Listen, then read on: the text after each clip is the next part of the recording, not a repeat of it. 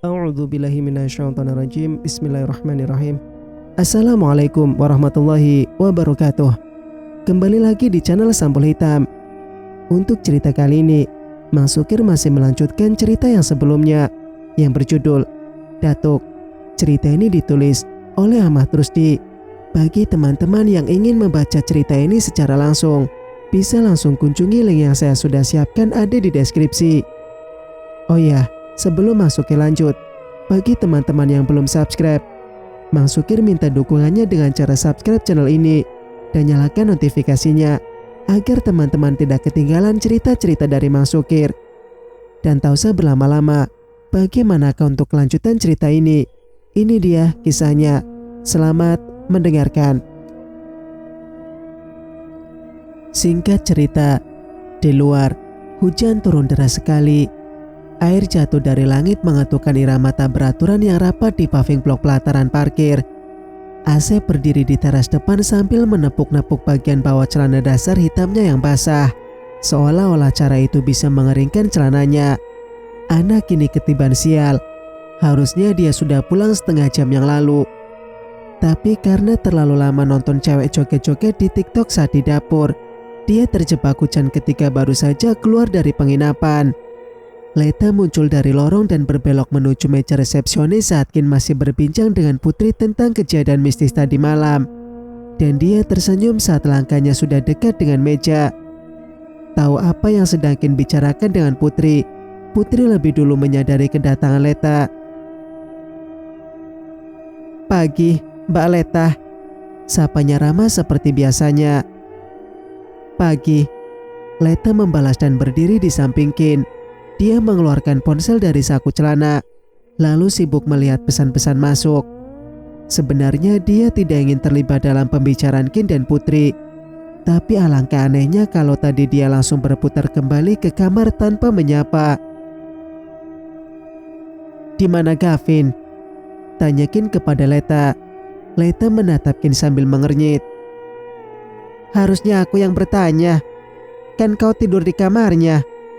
Kin ketawa setelah mendengar jawaban Leta. "Saat aku meninggalkan kamar, Gavin masih tidur." "Sempurna," balas Leta. "Di luar hujan, dan satu-satunya orang yang bisa mengendarai mobil masih tertidur." Yang terjadi selanjutnya, Kin bercerita kepada Leta tentang suara kambing yang sering didengar warga sekitar dari area penginapan.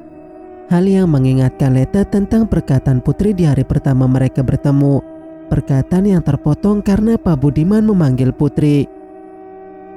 "Kambing, apakah itu yang ingin kau ceritakan kepadaku kemarin?" Putri mengangguk dan kembali memandang ke arah kanan, ke kiri, lalu menatap teras depan. Asep masih berdiri di sana dan bagian bawah celananya masih tetap basah. Dia tampak sangat hati-hati. "Suara kambing?" "Iya, Mbak." Leta memandang Kin. "Kau ingat dengan mimpimu, Kin?" "Iya." Kin tampak antusias. Akhirnya Leta mau membahasnya. "Itu semua seperti terhubung antara mimpiku dan cerita Putri." "Memangnya Mas Kin mimpi apa?" tanya Putri penasaran. Kin memandang Putri. Dia sangat bersemangat ingin menceritakan semuanya. "Jadi, saat perjalanan menuju ke sini, aku bermimpi..." "Kin," Leta menyela ucapan Kin. Dia baru saja mendapatkan alasan yang bagus agar bisa menghindar dari percakapan ini. "Aku akan membangunkan Gavin. Kalian..." Leta memandang Putri. "Lanjutkan saja perbincangannya." Dengan wajah sedikit kecewa karena kehilangan lawan bicara yang pantas, Kin mengangguk dan dengan berat hati berkata, "Baiklah." Leta tersenyum kepada Putri. Alisnya digerakkan ke atas dan ke bawah. Cara yang bagus untuk menghindar dari perbincangan dan tetap terlihat ramah.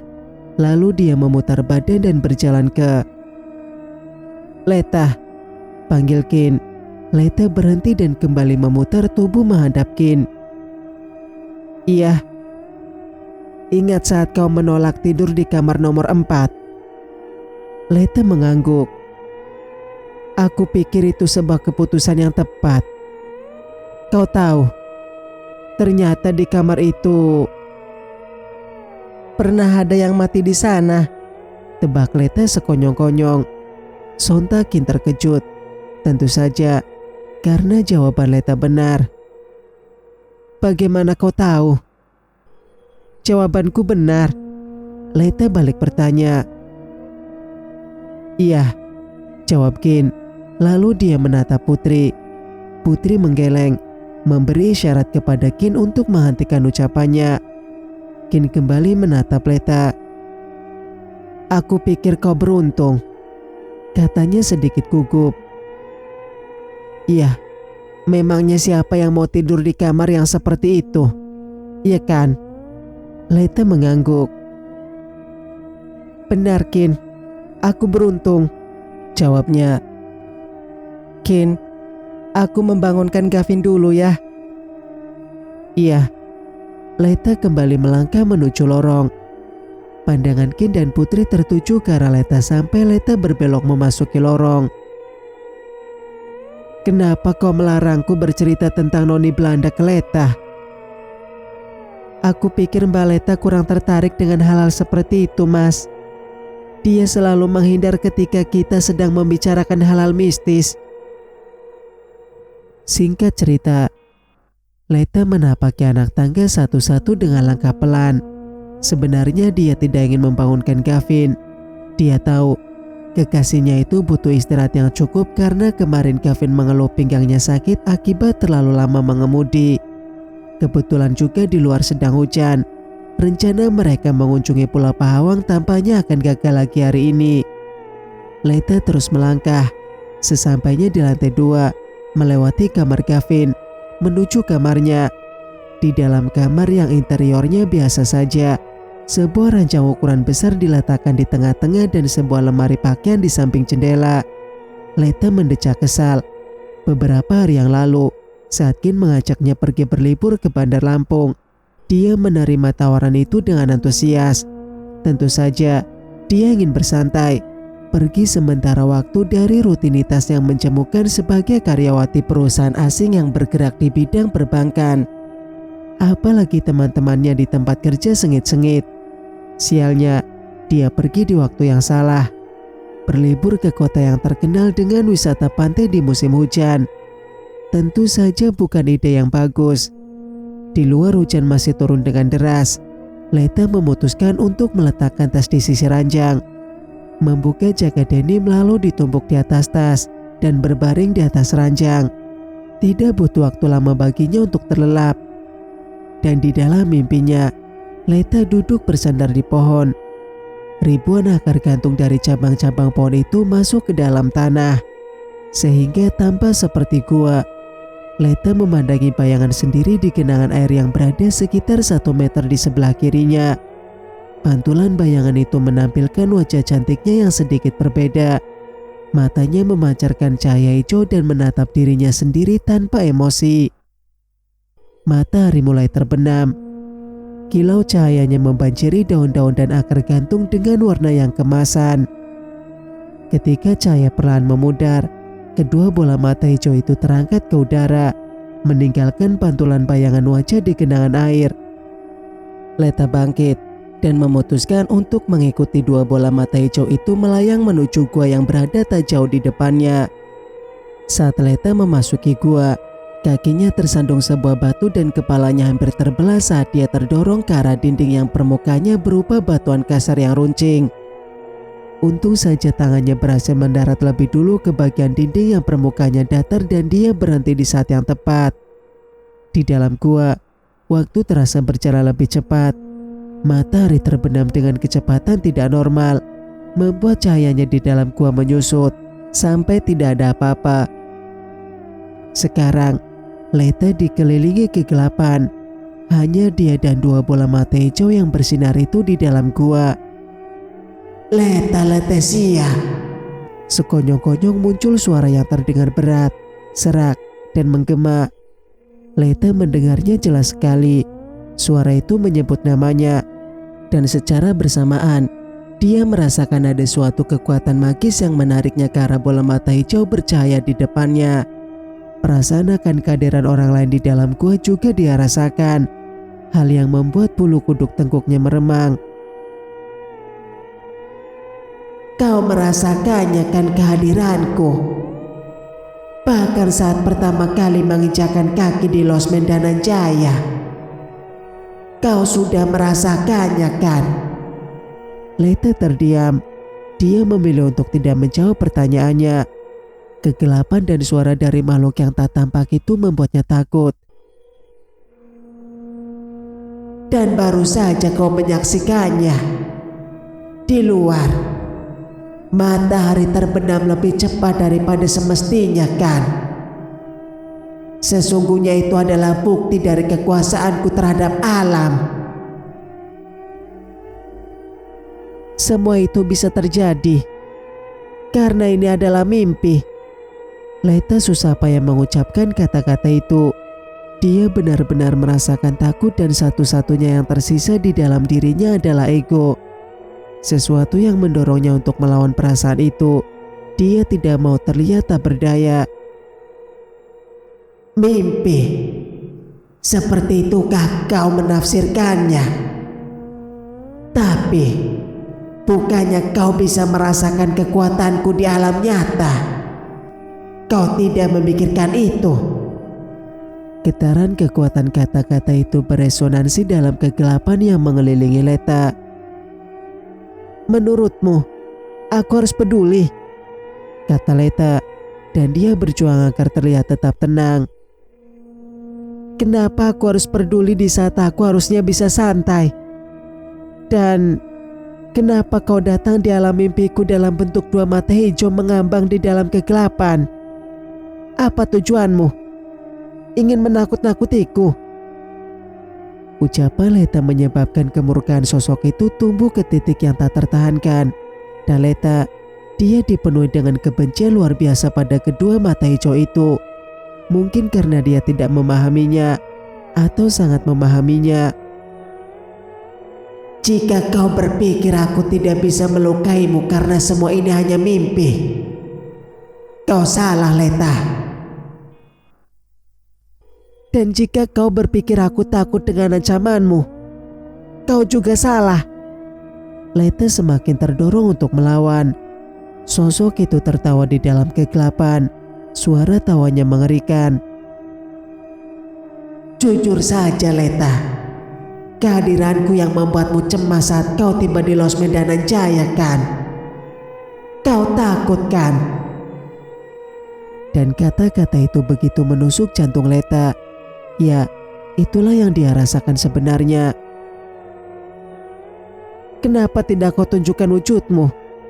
Tanduk itu, wajah kambingmu, dan semua yang tidak normal pada dirimu. Butuh keberanian seorang pasukan berani mati bagi Leta untuk mengucapkan kata-kata itu. Sosok itu tertawa, kali ini cekikikan. Kalau begitu, kau tahu namaku kan? Iya, jawab Leta, lantang dan mantap. Sosok itu berhenti tertawa, dan untuk beberapa saat keheningan menyelubungi gua itu. Namamu Mendes, dan kau iblis. Singkat cerita, Putri dikejutkan dengan kedatangan Anggiat sore harinya. Anggiat tampil formal hari ini dengan kemeja hitam dan celana dasar hitam. Penampilan itu dilengkapi sepatu pantofel yang juga berwarna hitam, dan rambut disisir rapi ke belakang. Dia terlihat seperti pesulap yang siap tampil. Halo, sapa Anggiat ramah sambil melangkah menuju meja resepsionis. Halo Pak, balas Putri tak kalah ramah dan tersenyum. Tadi pagi Mas Kin mencari Bapak. Anggiat yang sudah berada di depan meja mendecak, merasa sedikit bersalah karena sudah meninggalkan Kin. Iya, itu salahku, katanya sambil mengangguk-angguk. Harusnya aku tidak kemana-mana saat dia ada di sini. Anggiat memutar tubuh menghadap teras depan. Tatapannya yang tajam tertuju ke halaman parkir, tempat terakhir kali dia melihat mobil milik Gavin. Kin pergi? Tanyanya. Mobil tidak ada di tempatnya. Iya pak. Anggiat mengangguk, lalu mengedarkan pandangan ke seisi lobi. Hari ini banyak yang menginap. Putri memeriksa buku tamu di atas meja, membuka catatan hari ini. Tamu terakhir baru saja check out sekitar 1 jam lalu pak. Jawabnya lalu menatap Anggiat. Beberapa hari ini tamu agak sepi. Anggiat menggaruk dagunya. Kalau begitu, kosongkan saja hari ini. Kamu, Pak Budiman dan 2 anak magang itu, bersih-bersih saja. Malam ini saya ingin mengadakan acara makan malam dengan Kin dan kedua temannya. Baik pak. Kau tahu kemana Kin pergi? Putri menggeleng. Tidak pak, tapi sepertinya Mbak Leta terlihat terburu-buru tadi. Leta? Anggiat kembali menggaruk dagunya. Kau pernah berbicara dengannya? Dengan Mbak Leta? Iya. Pernah, beberapa kali, tapi hanya sebentar. Mbak Leta sedikit tertutup orangnya. Anggiat mengangguk seolah memahami, tetapi tampak jelas di wajahnya ketidakpuasan atas jawaban Putri. Ada yang ingin dia ketahui tentang Leta. Wanita itu sudah tinggal di dalam pikirannya sejak hari pertama mereka bertemu. Saat Leta menolak tidur di kamar nomor 4, dan Anggiat ingat betul bagaimana Leta memandang pojok kamar nomor 4 dengan wajah yang takut. Seperti ada yang dia lihat, sesuatu yang tak kasat mata. Singkat cerita, Anggiat berbaring di sofa ruang bawah tanah rumah belakang Losmen Dananjaya. Dia memejamkan mata, berusaha untuk merasakan sedikit kenyamanan. Namun, kecemasan memilihnya begitu kuat. Sesuatu begitu mengganggu pikirannya sejak kedatangan Eyang Bagas kemarin dan kunjungan singkatnya ke Bandung mengungkap hal yang sebelumnya dia tidak mengerti, hal yang mengerikan. Anggiat membuka mata, lalu mengarahkan pandangan ke kotak merah yang berada di atas lemari buku. Dia bangkit dari sofa, melangkah menuju lemari buku, lalu dengan susah payah meraih kotak merah tersebut. Kotak merah dia letakkan di atas meja. Ukurannya lumayan besar, seperti kardus air mineral kemasan gelas. Dia mengangkat tutup kotak, lalu pandangannya tertuju ke benda-benda yang tersimpan di dalamnya. Dia meraih selembar foto hitam putih yang sudah menguning termakan usia dari dalam kotak. Foto itu menggambarkan keceriaan pesta ulang tahun. Anggiat kecil sedang meniup lilin berbentuk angka 4 di atas kue yang dihias cukup ramai. Ada 3 bunga mawar berbagai ukuran dan whipped cream di atasnya dan beberapa hiasan daun di pinggir kue-kue ulang tahun. Tema taman cukup keren di era itu. Davin ada di sebelahnya. Posisinya berdiri sedikit membungkuk mengimbangi tinggi badannya yang lebih pendek. Ditempel huruf-huruf dari kertas mengilat berukuran besar yang membentuk kalimat Happy Birthday Anggiat. Foto itu membawa ingatannya ke masa lalu. Masa-masa kecil saat keluarganya masih menempati rumah belakang penginapan. Ingatan tentang ibunya, Siti Haira, yang menurutnya dan Davin bisa membuat soto ayam paling enak di dunia. Ingatan tentang ayahnya yang menjadi lebih galak saat sedang mengajari mereka membuat PR. Ingatan itu melesat ke kejadian saat ibunya yang wafat karena demam berdarah. Keputusan Davin pergi ke Jakarta, kematian ayah 4 tahun kemudian, dan saat dia menjual perabotan, hanya menyisakan yang ada di ruang bawah tanah dan menempati rumah baru di daerah kediaman Bandar Lampung. Setelah puas bernostalgia, Anggiat meletakkan foto di atas meja, di samping kotak, lalu dia mengambil benda lain dari dalam kotak tersebut. Kali ini sebuah boneka porselen berbentuk domba berwarna emas yang dia angkat dari dalam kotak. Ukuran boneka porselen itu cukup besar, panjang sekitar 15 cm, sedangkan lebarnya mengimbangi panjang boneka tersebut. Bentuk punggung boneka itu luruh, tidak melengkung selayaknya domba asli. Kaki kiri dan kanannya tampak kekar sehingga postur boneka tersebut menyerupai bentuk tubuh singa. Wajahnya seperti kuda, dengan mata menyerupai mata burung calak, sedangkan tanduk kekarnya melingkar penuh ke belakang. Waktu kecil, Anggiat mengira boneka itu replika domba asli Garut yang sering dia lihat di TV. Tapi Davin membantahnya, lalu memberitahu nama boneka domba itu adalah Krisom. Tentu saja Krisom pilihan nama yang cukup sulit untuk diucapkan Anggiat saat itu, dan dia mengajukan nama Dak kepada Davin. Kakaknya itu tidak setuju, karena Dak dalam bahasa Inggris artinya bebek. Krisom bukan bebek, tetapi domba. Davin mengatakan kalau boneka itu adalah wujud dari rasi bintang Aries, simbol pengorbanan, kesetiaan, dan harapan. Kau ingat saja bagian harapan. Lupakan bagian kesetiaan dan pengorbanan.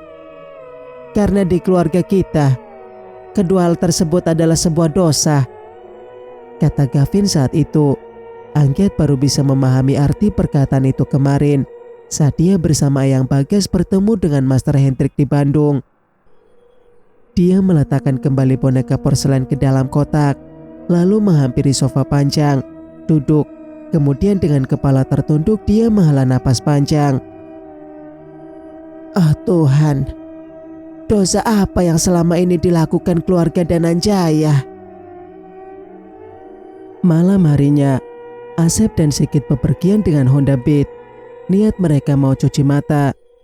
Maklum saja, sejak dua orang sahabat itu magang di losmen Dananjaya, kesempatan mereka untuk pergi berdua sedikit sulit, karena Asep dan Sigit mendapatkan shift yang berbeda.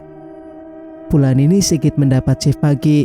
Dia datang ke losmen Dananjaya pukul 8 pagi dan pulang jam 4 sore. Sedangkan Asep, dia mendapatkan shift malam. Datang ke losmen Dananjaya pukul 9 malam dan pulang pukul 7 pagi. Dan dia beruntung malam ini mendapatkan libur yang tak terduga. Pit yang dikendarai Sigit melaju dengan kecepatan sedang di salah satu jalan paling sepi di daerah Tirtayasa. Tempatnya tidak jauh dari losmen Dananjaya. Biasanya pejalan kaki menghindari tempat ini saat malam hari. Tidak ada lampu jalan yang menerangi tempat itu. Ada perumahan di ujung jalan, tapi tentu saja dikelilingi tembok beton. Namanya juga perumahan. Kebun bambu di kiri dan kanan jalan tumbuh rimbun sehingga memberikan rasa rindang dan sejuk siang hari. Namun ketika malam, keberadaannya memberikan kesan mistis di tempat itu, sunyi dan gelap. Saat tiba di sebuah tikungan, Sigit berbelok dan tidak memperhatikan ada sebuah batang bambu yang terjulur hampir 1 meter memasuki jalan. Dia baru menyadari beberapa batang itu saat jaraknya sudah dekat, sudah terlambat untuk menjauh. Hal yang membuatnya sontak menunduk untuk menghindari batang. Dan sial bagi Asep yang tidak sempat menghindar. Wajahnya menghantam batang bambu dengan telak, sesuatu yang sontak membuat dia berkata, "Sialan!" Sigit tertawa terbahak-bahak saat mengetahui hal itu, dan dia menepi. Tentu saja, demi keamanan mereka berdua, mengendarai sepeda motor sambil tertawa sampai perutnya sakit bukanlah ide yang bagus. "Puas, puas!" seru Asep. Nadanya seperti tukul arwana.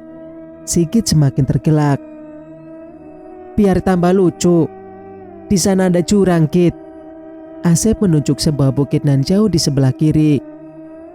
"Ayo kita terjun bersama-sama." Tentu saja ucapan Asep membuat Sigit semakin tidak bisa mengendalikan tawanya.